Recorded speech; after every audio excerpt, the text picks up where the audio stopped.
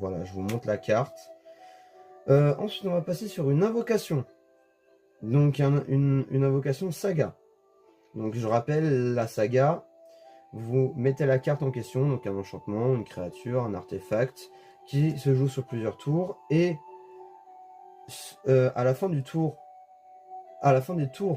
définis, on sacrifie la carte en question. Donc là, en l'occurrence, c'est une carte qui permet de jouer 4 tours avec. Donc, chaque début de tour, ça s'ajoute un marqueur, ce qu'on appelle Sapiens. Donc, premier tour, on crée 2 jetons de créature 1-2 blanche Mogg avec le lien de vie. Deuxième et troisième tour, à chaque fois que vous lancez un sort non créature ce tour-ci, créez un jeton qui est une copie d'un jeton qui est non saga que vous contrôlez. Et quatrième tour, mettez 2 marqueurs plus 1 puissant sur chaque autre Mogg que vous contrôlez.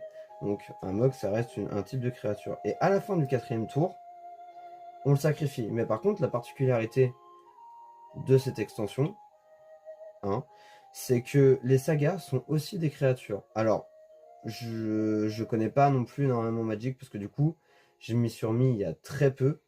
Mais les sagas que j'ai vues, en tout cas, ne sont pas des créatures, sont souvent des enchantements ou des artefacts. Donc là, pour le coup, on a aussi des créatures, et c'est une créature qui est une 4/4 vol lien de vie, ce qui est quand même très fort. Donc c'est une créature en plus de ses autres effets, pour 5. Ça reste excessivement fort. Et d'ailleurs, j'ai pas regardé, mais on est toujours sur du FF14, donc je pense que ce deck va effectivement rester sur du FF14. Voilà.